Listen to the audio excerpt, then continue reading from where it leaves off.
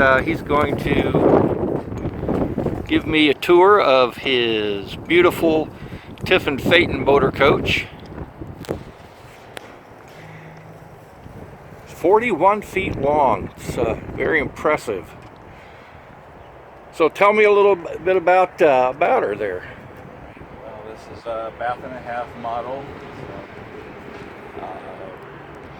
Diesel powered diesel pusher, 380 horsepower, 1080 torque, and it's got a lot of storage underneath. We've got a bay with hydraulic system and propane tank. It's about a 35-gallon propane tank. How much hydraulic fluid does it hold, do you know? I don't know. I haven't ever had to refill it, so I don't know. It's got 2.5 what are called pass-through bays that go all the way under the coach for storage. Full slide-out drawer? My front one has a full slide drawer that pulls out from both sides. And in the middle, I don't have a slide drawer. It gives you a little bit more storage when you don't use the slide. Right. Got your grill in there, got your whatnot, your rug. Got a ladder, rugs, wood for leveling is on the other side. Extra propane. Propane for the grill and my gas fire pit that's behind that. All right. If we move back further. Where are your house batteries at? They're on the other side. I got you. All the batteries on the other side. This is the DEF tank. That's big. And then I think it holds about 13 gallons. Maybe a gallon every 1,000 to 1,500 miles. And then just a little storage area, and then that's one of the slide controllers for the rear slide. Even got the level gauge on it. Do you have any kind of warning indicator or up yes, front? Yes, there's a gauge also on the dash.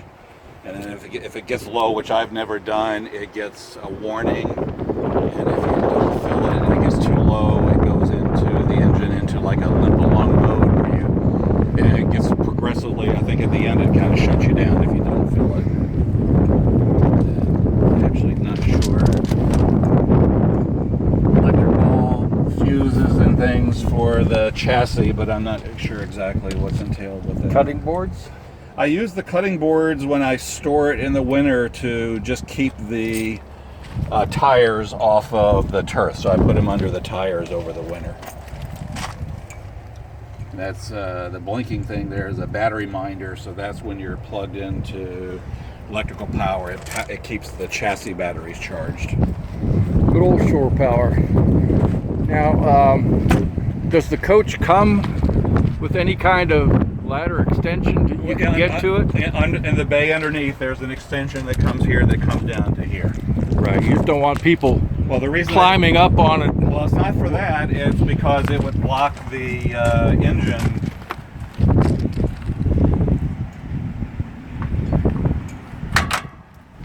It would block this from coming out. Ah, wow, look at the size of that radiator. Now mine's a rear radiator, so you really can't see the engine. The engine's on the other side. The higher end motorhomes typically have side radiator. Right. Which some people advocate is better because of easier access to the engine for maintenance, but it does rob, to run the fan for the side radiator, robs a few horsepower, so there's pros and cons. I haven't had any issues with having the rear radiator, but I guess I wouldn't mind having one with the other, but it's a lot more money. Digging the sticker up top, roughing it smoothly. That's a Tiffen trademark, and so this is the blue Roadmaster hitch. It's got the cover on it now, but it's got a Y bar that opens and connects to the base plate and tow bar on the car for towing. Now I understand that you specifically bought this car because it's tow capable.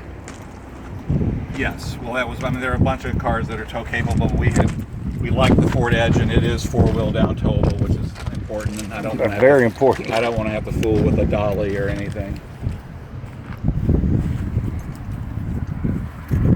engine compartment. Well, this is Well, there is an access to the engine here that comes out, but I use it for storing my sewer hoses. Okay. So where is the access to the engine for service? Well, usually the places I go, they have it on a jack and they do it from underneath. Okay. Because I've seen some that actually have a panel here that gives you the access. And then there is a panel. There is a panel in the floor in the rear bath that can come up that also gives access to the top of the engine. They've never had to access either panel when I take it to the Cummins place for a routine service. They do it from underneath. This is the electrical bay. So those are the chassis batteries. Right. So they run the engine and a few other things, and then power and cable.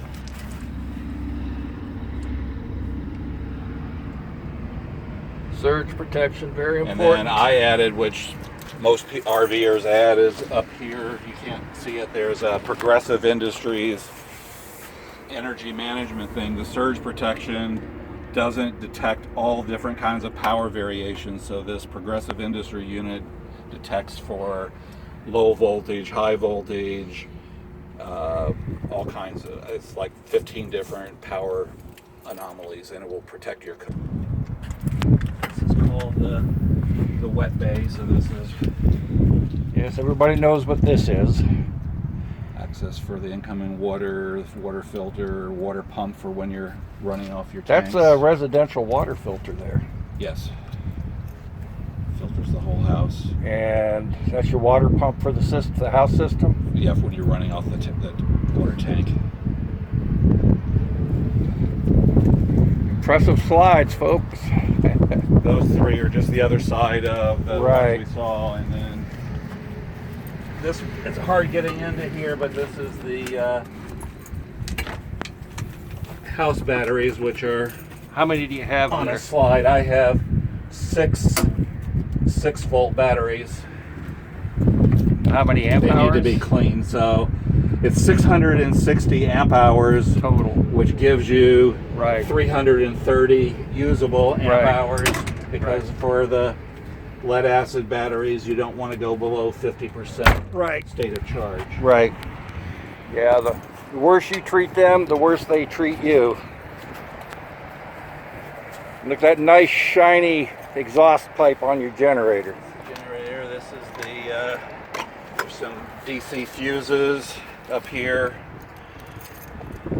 There's also, which I don't use it because it's hard, but there's a air jack which can be used to air the tires, as well as I think if you're towing, the tow truck hooks in there to keep the airbags inflated.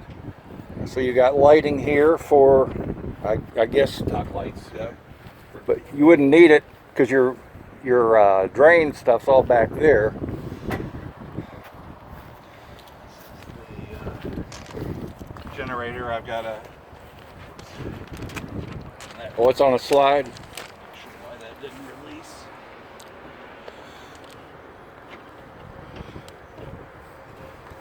I want to come out.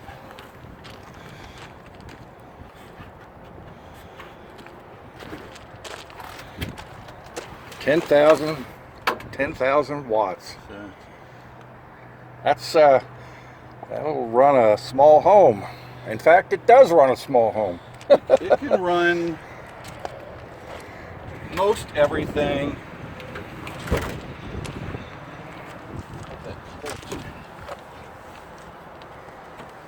Can run most everything in the motorhome. To really run 100% of what's in the motorhome, you would need 12,000 watts, but it can run all three air conditioners at once. 3 air conditioners. What the inside looks like. Yeah, where's she? She's over there. What kind of storage is this underneath here? There's a small storage drawer there that Like put your shoes in there, that it's not sort really of big thing? enough for that. I don't use it for much.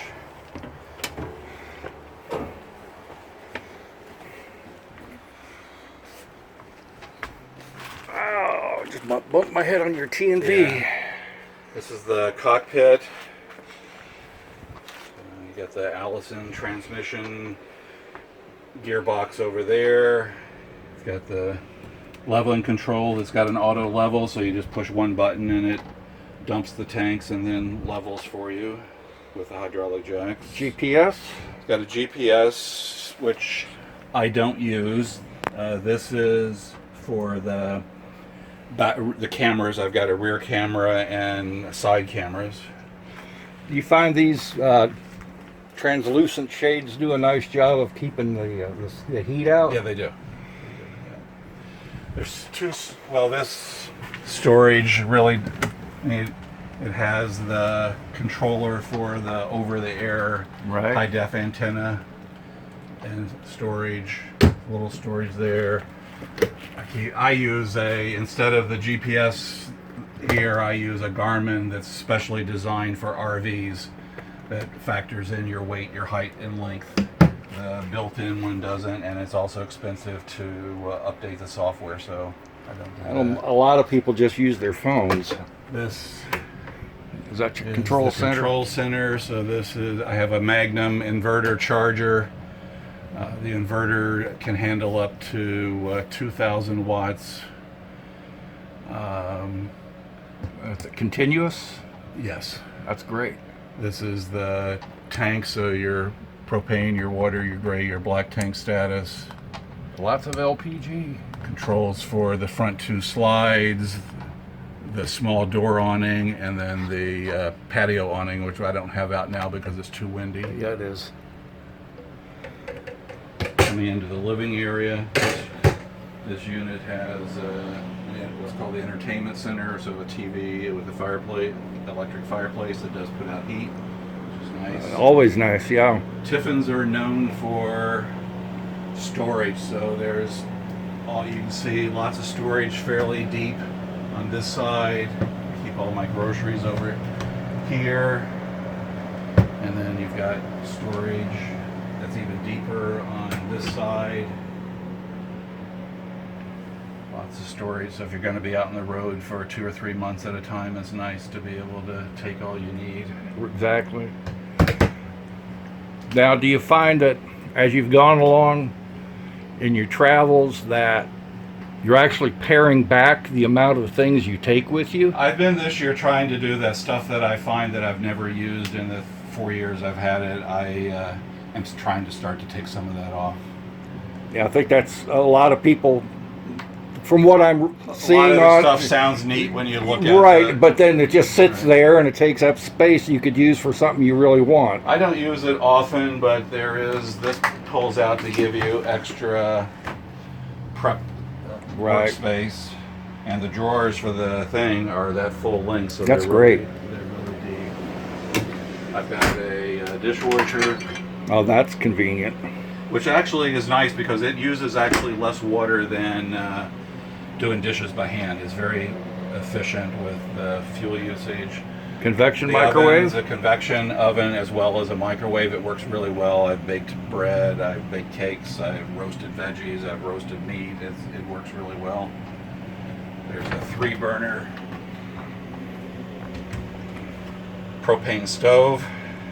Yeah. Which works adequately. Some of the higher end ones now are going to all electric units using induction cooktops, but the problem with that is every time you want to cook, you've got to fire up the generator Right. or have shore power. Or have a 4,000 watt inverter. This has an option instead of the booth, which you would lose a child's sleeping area. It's got a table, but the tabletop does pull out, so you can sort of seat 4 people, and there's 2 additional chairs under the bed in the back. I'm seeing a lot of Class A's that don't have the traditional booth. A lot of them simply have something like this with 2 chairs. And this sofa pulls out and has a full size an air mattress bed, air bed or whatever, which I've been told is the people say is pretty comfortable. It's comfortable. This has the residential refrigerator instead of the traditional RV refrigerator, so it's got lots of space. But again, you either need to be on shore power or on the generator. No, the inverter runs it. So, The inverter will run that. So That's impressive. typically I can go with even with the residential refrigerator, I can go probably, I haven't pushed it to the limit, but I figure I could go maybe as much as 24 hours, at least 15, 16 hours between running the generator to recharge the batteries. Some additional storage here for. In the base of this model, there's a second sofa here, and that TV is here, which I didn't like because one of my big desires is I want a TV straight across. I don't want to look sideways to look at a TV. Right. Well, you've got that. You got that option two ways here. You can either. Oh boy, I'm moving too fast. This is a great place to sit right here when I'm watching college football or basketball because I can have two different games on at once. Now that is a true fanatic. So in this model, they give you a little thing which I use as a bar area. Convenient. And storage for glasses and stuff. Oops. Down here. Up food and water. Bath. Basic. Now on this model, the looks like a ceramic commode there. When I'm traveling, I use, especially if it's just me, I use this toilet pretty much exclusively. Especially if I'm dry camping, because this one is a gravity fed, goes straight down to the black tank, so it's very efficient water usage. Right. The rear toilet is a macerating toilet, so it uses more water because it's got to grind up the waste and then pump it to the black tank. So I don't use that unless I have guests on board. Then I let the guests use this bathroom and I use the back. That's hardwood right there. That's not not composite. That's hardwood. That's real wood. Cabinetry and trim in here is real wood in this thing. So this is the master bedroom. It's got a TV, and here's where you would have your satellite equipment if you have one, and which I have one, but I don't subscribe to the service. Your Blu-ray player that serves the entire house and stuff. Storage for clothes. You've got storage up here, 4 drawers here. This is a dirty clothes hamper, and then you've got storage over the bed, which is quite deep. Is it still usable as a bed when the slides are both in? Okay, so when the slides are in, the end of this bed and this is together, so you can't walk through to the rear bathroom. You could lay on the bed and sleep on the bed, but you would have to climb. If you wanted to get to the back bathroom, you have to climb over the bed. So I normally, if I'm like overnighting at a Walmart or something, if I can put even just one slide out in the bedroom, because there's 2 slides, then I can walk around it. It makes it easier. And a ceiling fan, which is nice. And this is a little breeze going. King size sleep number bed. And then finally the main bath, or the master bath. With a step up. Yeah. It's for the engine access and transmission access is all under here. This panel here is where the can pull up to get access to the engine, the top of the engine. It's got a pretty nice size wardrobe for storage and clothes. Look at that. Wow. And then I understand you have a washer and dryer in here, or a combo perhaps. Here, no, not a combo. It's a full stackable washer dryer. It works great. A lot of them have the combos, so I don't know how long, everything I've read, the combos, everything I've read don't do a particularly good job. The clothes come out wrinkled. It takes a lot of time. It uses a lot of water. These takes up more space, but they're more, I think, usable. And I guess that's one of the things that you're going to insist on if you downsize. Yeah, that's why I was looking when I was looking at the Class A's, either gas or the smaller diesel pushers. Looks like you've got to go to around 35 feet to have units that have stackable washer dryers. All right. Well, thank you so much for the quick tour. I appreciate it. Okay.